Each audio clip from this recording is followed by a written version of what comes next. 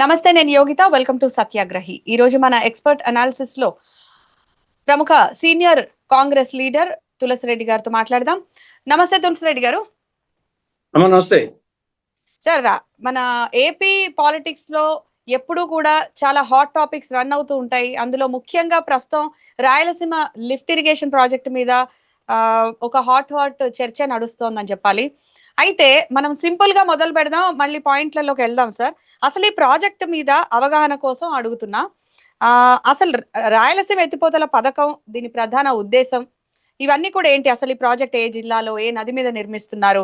ఎందుకంటే సాగునీరు ప్రజల అవసరాల కంటే కూడా రాజకీయ పార్టీలు దీన్ని ఒక మైలేజ్ కోసం వాడుకుంటున్నట్టు నిజమా కాదా? రాయలసీమ లిఫ్ట్ ఇరిగేషన్ ప్రాజెక్టు ఇది కృష్ణానది మీద శ్రీశైలం రిజర్వాయర్ నుండి సంగమేశ్వరం వద్ద నుండి లిఫ్ట్ ద్వారా, అంటే 797 అడుగుల ఎత్తు నుంచి లిఫ్ట్ ద్వారా రోజుకు 3 టీఎంసీలు ఎత్తిపోసే విధంగా. ఎక్కడ ఎత్తిపోస్తారు? శ్రీశైలం రైట్ మెయిన్ కెనాల్, అంటే Pothireddypadu head రెగ్యులేటర్కు Vanakacharla cross regulator మధ్య ఉండే శ్రీశైలం రైట్ మెయిన్ కెనాల్లో ఈ యొక్క సంగమేశ్వరం వద్ద నుండి కృష్ణా జలాలను శ్రీశైలం రిజర్వాయర్ నుండి లిఫ్ట్ ద్వారా రోజుకు 3 టీఎంసీలు ఈ కాలువలో పోస్తారు. ఇది యాక్చువల్గా రాయలసీమ లిఫ్ట్ ఇరిగేషన్ ప్రాజెక్ట్. అంటే ఇది యాక్చువల్గా కొత్త ప్రాజెక్ట్ కాదు. ఇది ఉన్న ప్రాజెక్టులకు ప్రత్యామ్నాయ విధానం ద్వారా నీళ్ళు అందించే పద్ధతి అంతే. ఇది కొత్త రాయలసీమ ఇది ప్రాజెక్ట్ కానే కాదు.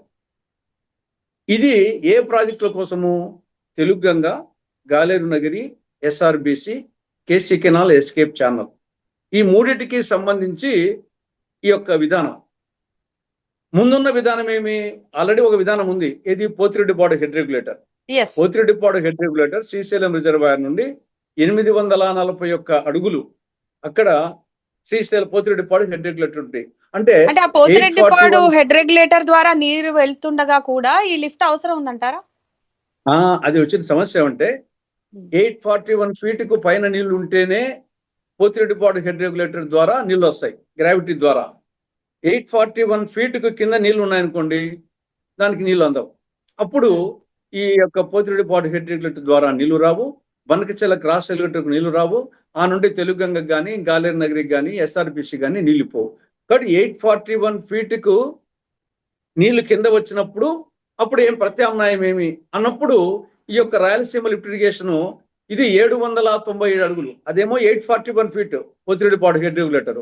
ఇదేమో 797 నుండి లిఫ్ట్ చేసి ఆ యొక్క గ్రావిటీ బదులు ఇక్కడ లిఫ్ట్ ద్వారా ఈ యొక్క శ్రీశైలం రైట్ మెయిన్ కెనాల్, అంటే పోతిరెడ్డిపాడు హెడ్ రెగ్యులేటర్ 794 నీటి మట్టం ఉన్నప్పుడు ఈ లిఫ్ట్ ఇరిగేషన్ ద్వారా నీటిని తోడుకోవచ్చా?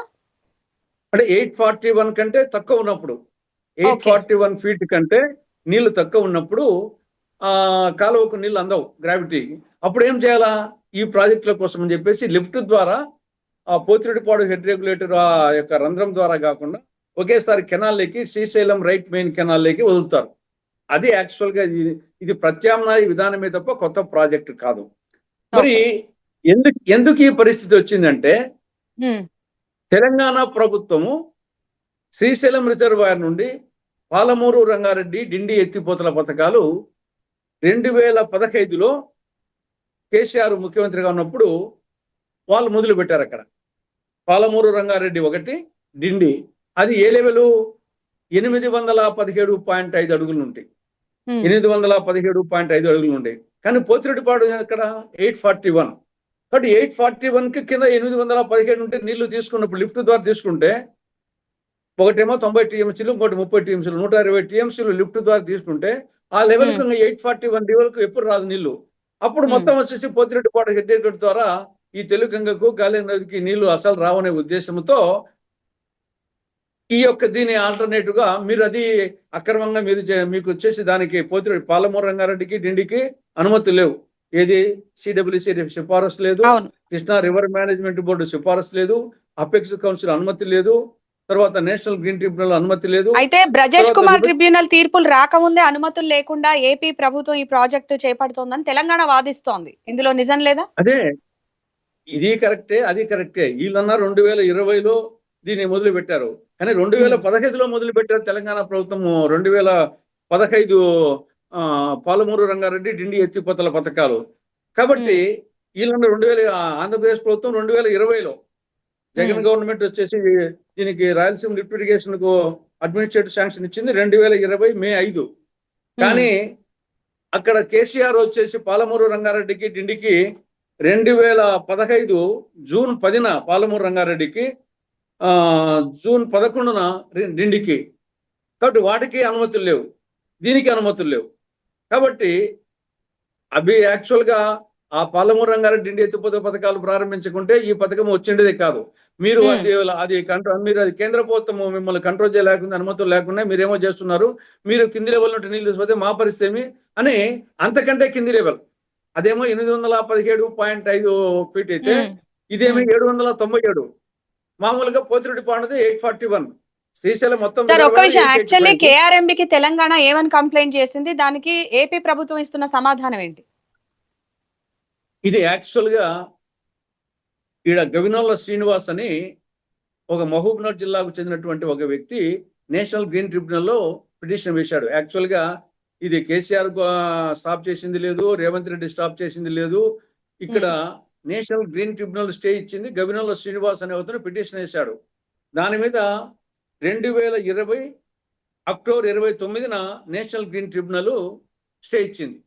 జగన్మోహన్ రెడ్డి అడ్మినిస్ట్రేటివ్ శాంక్షన్ ఇచ్చింది 2020 మే 5న. గ్రీన్ ట్రిబ్యునల్ స్టే ఇచ్చింది అక్టోబర్ 29న. ఇది గవినోళ్ళ శ్రీనివాస్ అతను ఇచ్చాడు. కాబట్టి అప్పటి నుండి స్టాప్ అయిపోయింది. అప్పుడు 2020 నుండి మళ్ళీ జగన్మోహన్ రెడ్డి స్టే వెకేషన్ కోసం ప్రయత్నం చేయాల. ఇప్పుడు ఈ ప్రభుత్వం వెకేషన్ కోసం ప్రయత్నం చేయాల, అనుమతుల కోసం ప్రయత్నం చేయాల. అటు అనుమతుల కోసం ప్రయత్నం చేయాల, స్టే వెకేషన్ కోసం ప్రయత్నం చేయాల. At the same time Palamuru Rangareddy Dindi ఎత్తిపోతల పథకాలకు కేంద్ర ప్రభుత్వం డిపిఆర్ అప్రూవ్ చేయలే, ఎందుకంటే అనుమతులు లేవు కాబట్టి. కాబట్టి అవి అనుమతులు లేవు, ఇవి అనుమతులు లేవు. రెండు ప్రభుత్వాలు వచ్చేసి తప్పు చేస్తా వచ్చాయి.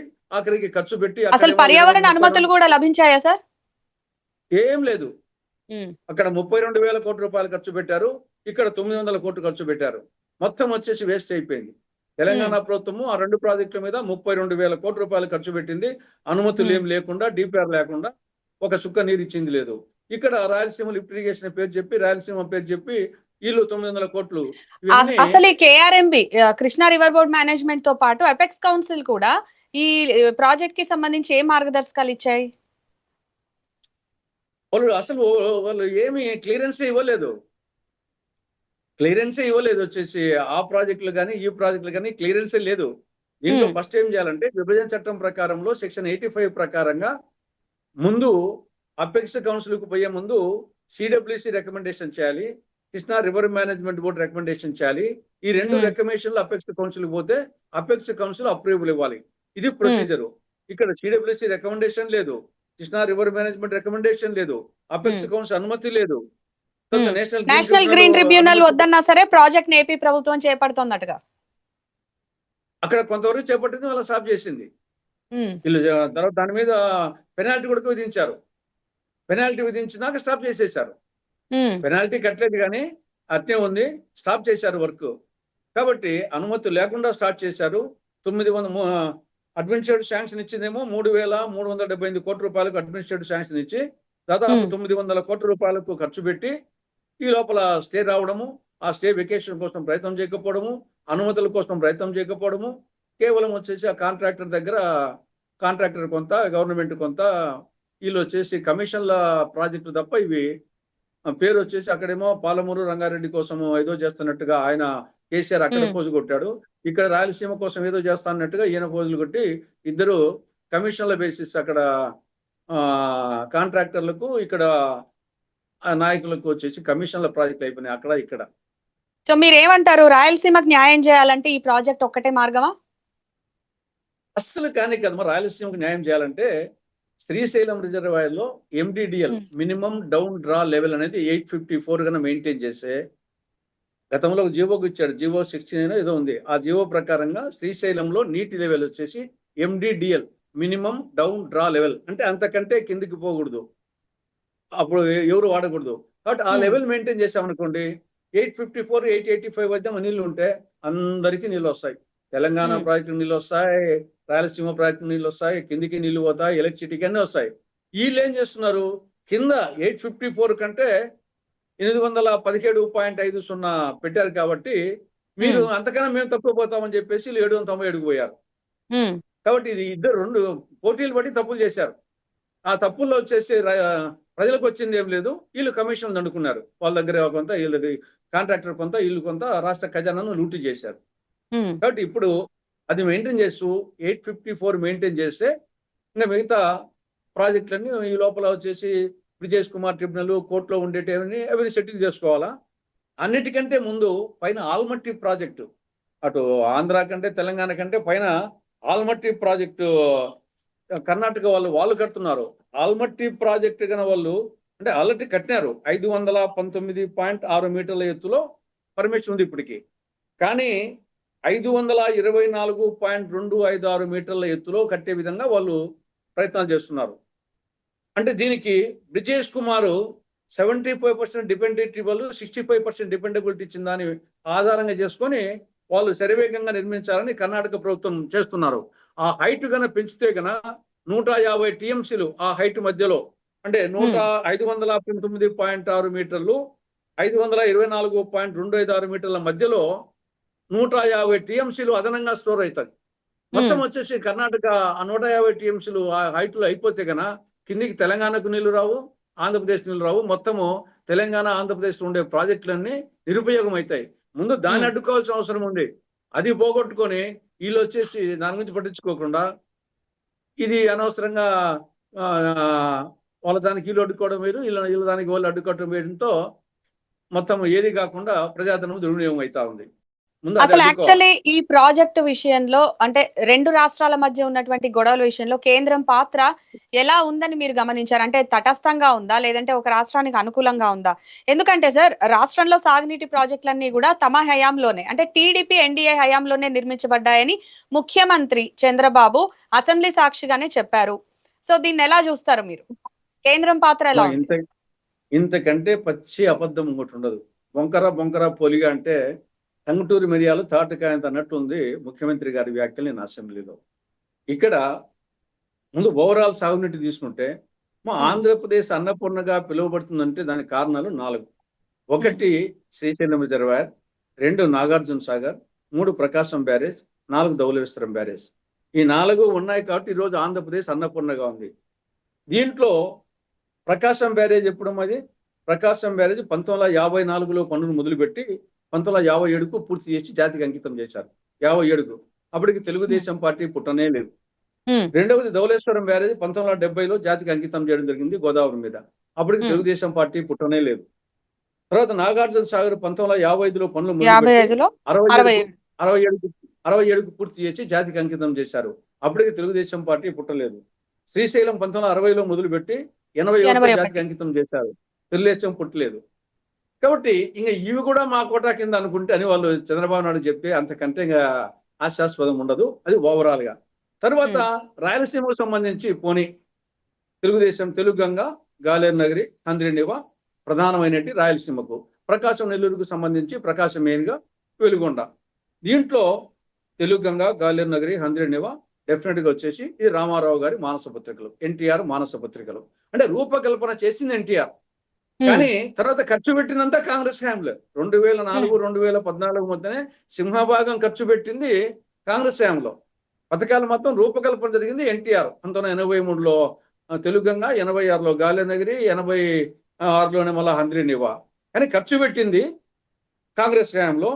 ఖర్చు పెట్టి తెలుగంగకు సంబంధించి ప్రధానమైన రిజర్వాయర్స్ కర్నూలు జిల్లాలో వచ్చేసి వెలుగోడు, కడప జిల్లాలో బ్రహ్మసాగర్. ఈ 2 నిర్మించింది కాంగ్రెస్ హయాంలోనే. బ్రహ్మసాగర్ కు 2008లో రాజశేఖర రెడ్డి గారు ముఖ్యమంత్రిగా ఉన్నప్పుడే 2008లోనే బ్రహ్మసాగర్ కు 16 టీఎంసీలు నీళ్లు నింపడం జరిగింది. తర్వాత వచ్చేసి గాలేరు నగరి కింద ప్రధానమైన రిజర్వాయర్స్ కర్నూలులో వచ్చేసి గోరకల్లు రిజర్వాయరు, అవుకు రిజర్వాయరు, కడప జిల్లాలో గండికోట రిజర్వాయరు. ఇవన్నీ కూడా కాంగ్రెస్ హయాంలో పూర్తయినాయి. గండికోటకు 2012లో కిరణ్ కుమార్ రెడ్డి గారు ముఖ్యమంత్రిగా ఉన్నప్పుడు నీళ్ళు ఇవ్వడం జరిగింది గండికోటకు. హంద్రీనివా అగైన్ అనంతపురం జిల్లాకు ఇది ప్రధానమైనటువంటిది. దీంట్లో జీడిపల్లి రిజర్వాయర్ ప్రధానమైన అనంతపురం జిల్లాలో. ఇది రఘువీరారెడ్డి మంత్రిగా ఉన్నప్పుడు కిరణ్ కుమార్ రెడ్డి ముఖ్యమంత్రిగా ఉన్నప్పుడు 2018లో అంద్రీనివా ద్వారా జీడిపల్లి రిజర్వాయర్ నిలవడం జరిగింది. కాబట్టి మొత్తం సింహభాగం ఖర్చు పెట్టింది, రిజర్వాయర్స్ పూర్తి చేసింది అంతా కాంగ్రెస్ హయాంలోనే. తర్వాత వెలుగొండ ప్రాజెక్టు ప్రకాశం జిల్లా, నెల్లూరు, కొంతవరకు వచ్చేసి కడప జిల్లాకు. ఇందులో 2 టన్నెల్స్ సొరంగాలు ప్రధానం. 2 టన్నెల్స్ పొడవు 37.587 కిలోమీటర్లు. 37.587 కిలోమీటర్లలో కాంగ్రెస్ హయాంలో పూర్తి చేసింది 20.333 కిలోమీటర్లు. టీడీపీ హయాంలో 6.606, వైకాపా హయాంలో 10.568. బట్ వెలుగొండకు చూసుకున్నా అదే. ఇంకా పులిచింతల 90% కాంగ్రెస్ హయాంలోనే. పోలవరంలో జాతీయ ప్రాజెక్టు ప్రకటించక ముందే 34% కాంగ్రెస్ హయాంలో పూర్తి చేయడం జరిగింది. చేసి జాతీయ ప్రాజెక్టుగా విభజన చట్టంలో సెక్షన్ 90 ప్రకారంగా జాతీయ ప్రాజెక్టుగా ప్రకటించి ఇప్పుడు వైసీపీ పాత్ర ఏంటి ప్రాజెక్టుకు సంబంధించి? మరి రాయలసీమ లిఫ్ట్ ఇరిగేషన్ సంబంధించి ప్రస్తుతానికి అది నేషనల్ గ్రీన్ ట్రిబ్యునల్ లో స్టే వెకేట్ చేయించాలి.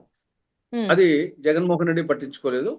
ప్రస్తుతం 20 నెలలుగా చంద్రబాబు ప్రభుత్వం పట్టించుకోలేదు. నిజంగా వాళ్ళకు చిత్తశుద్ధి ఉంటే డెఫినెట్ గా వచ్చేసి నేషనల్ గ్రీన్ ట్రిబ్యునల్ లో స్టే వెకేషన్ కోసం ప్రయత్నం చేయాలి. ముందు అది చేసి మిగతా అనుమతుల కోసము ఈ యొక్క Krishna river management board, CWC వాళ్ళ అనుమతుల కోసం ప్రయత్నం చేయాలా.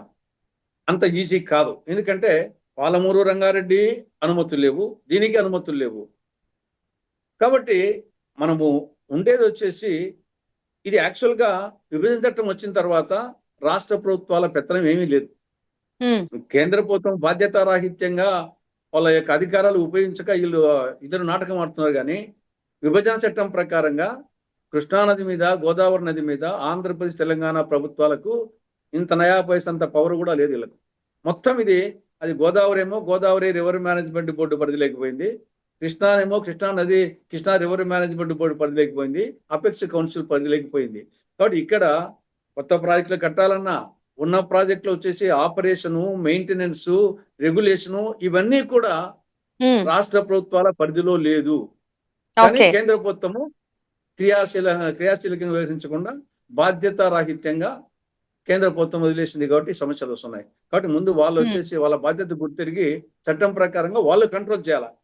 ఇక్కడ ఓవరాల్ గా జోక్యం చేసుకోవాల్సింది కేంద్రం అయితే ఈ లోకల్ గా ఉన్నటువంటి ప్రాంతీయ పార్టీలు ఏవైతే ఉన్నాయో వీటిని, ఈ ప్రాజెక్ట్ ని రాజకీయ మైలేజ్ కోసమే వాడుకుంటున్నాయంటారు. ఎగ్జాక్ట్లీ కరెక్ట్ పాయింట్ అదనమాట. వీళ్ళు రాజకీయం కోసం కొంత, కమిషన్ల కోసం కొంత, రెండు ఉన్నాయి. మేము వచ్చేసి రాయలసీమకు ఏదో బ్రహ్మాండం చేస్తామని చెప్పేసి వీళ్ళు, ఆడ వెనుకబడిన జిల్లాలకు పాలమూరుకు, రంగారెడ్డి చేస్తామని చెప్పేసి వాళ్ళు ఈ యొక్క ప్రాంతాల పేర్లు చెప్పుకొని అటు రాజకీయంగా లబ్ధి పొందడము, సాగునీటి ప్రాజెక్టులో పెద్ద భారీ ప్రాజెక్టులు కావచ్చు డబ్బు కొట్టేయచ్చు కాంట్రాక్టర్ దగ్గర. కాబట్టి ఇది మెగా కృష్ణారెడ్డి కోసము, ఇలా ముఖ్యమంత్రుల కోసము చేసే ప్రాజెక్టు తప్ప ఇది ప్రజల కోసం కాదు. ప్రజల కోసం అయితే ప్రొసీజర్ ప్రకారం పోతారు. ప్రొసీజర్ ప్రకారంగా అన్ని అనుమతులు తీసుకొని జాగ్రత్తగా పోతారు. కానీ కేవలం వచ్చేసి రాజకీయం కోసము, డబ్బు కోసం కంకుడుతో చేస్తున్నారు. Right, thank you so much Tulasireddy గారు. నమస్తేమా. సో ఇది రాయలసీమ లిఫ్ట్ ఇరిగేషన్ కి సంబంధించినటువంటి ఎక్స్పర్ట్ అనాలిసిస్. మరో అంశంతో మళ్ళీ కలుద్దాం. Thanks for watching.